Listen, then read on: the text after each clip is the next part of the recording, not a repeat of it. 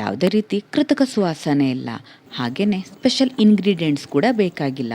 ಏನಿದು ಅಂತ ಹೇಳಿದ್ರೆ ನಮ್ಮ ಕರಾವಳಿಯ ಸಾಂಪ್ರದಾಯಿಕ ರುಚಿ ಹಲಸಿನ ಕಡುಬು ಅಥವಾ ಹಲಸಿನ ಗಟ್ಟಿ. ಇದನ್ನು ಸಿಹಿ ಹಾಗೆ ಖಾರ ಎರಡು ರೀತಿಯಲ್ಲೂ ಮಾಡ್ತಾರೆ. ನಾನಿವತ್ತು ಖಾರದಲ್ಲಿ ಮಾಡ್ತಾ ಇದ್ದೀನಿ. ಮೊದಲಿಗೆ 1 ಕಪ್ ಆಗುವಷ್ಟು ಅಕ್ಕಿನ ಚೆನ್ನಾಗಿ ತೊಳ್ಕೊಂಡು ನೀರನ್ನ ಡ್ರೈ ಮಾಡ್ಕೊಳ್ಬೇಕು. ಹಾಗೆ ಮಿಕ್ಸಿ ಜಾರ್ಗೆ ಹಾಕಿ ರವೆ ರೀತಿ ಮಾಡ್ಕೊಳ್ಬೇಕು. ಖಾರಕ್ಕೆ ಒಂದು 4ರಿಂದ 5 ಒಣಮೆಣಸು, ಒಂದು 8 ಕಾಳುಮೆಣಸು, 1-2 ಬೆಳ್ಳುಳ್ಳಿನ ಹಾಕಿ ಇದಕ್ಕೂ ಕೂಡ ನೀರು ಹಾಕದೇನೆ ಗ್ರೈಂಡ್ ಮಾಡ್ಕೊಳ್ಬೇಕು. ನಂತರ ಒಂದು ಸ್ವಲ್ಪ ಕಾಯಿ ತುರಿ, ಉಪ್ಪು ಹಾಗೆ ಜಾಸ್ತಿ ಹಲಸಿನ ಹಣ್ಣನ್ನ ಹಾಕಿ ಇದನ್ನು ರವೆ ಮಾಡಿಟ್ಟಿರುವಂಥ ಪಾತ್ರಕ್ಕೆ ಹಾಕಿ ಚೆನ್ನಾಗಿ ಮಿಕ್ಸ್ ಮಾಡ್ಕೊಳ್ಬೇಕು.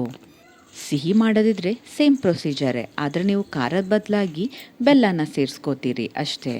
ಚೆನ್ನಾಗಿ ಮಿಕ್ಸ್ ಆದಮೇಲೆ ಒಂದು ಅರ್ಧ ಗಂಟೆ ಇದನ್ನು ರೆಸ್ಟ್ ಮಾಡೋಕ್ಕೆ ಬಿಡಬೇಕು.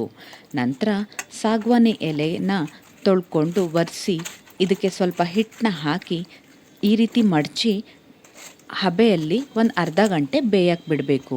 ನಮ್ಮ ಕಡೆ ನಾವು ಈ ಸಾಗವಾನಿ ಎಲೆನ ಉಪಯೋಗಿಸ್ತೀವಿ. ನಿಮಗೇನಾದರೂ ಇನ್ ಕೇಸ್ ಸಿಕ್ಕಿಲ್ಲ ಅಂತ ಹೇಳಿದ್ರೆ ಬಾಳೆ ಎಲೆಯನ್ನು ಕೂಡ ಉಪಯೋಗಿಸ್ಬೋದು. ಫ್ಲೇವರ್ ಸ್ವಲ್ಪ ಚೇಂಜ್ ಆಗ್ಬೋದು, ಟೇಸ್ಟ್ ಮಾತ್ರ ಆಸಮ್.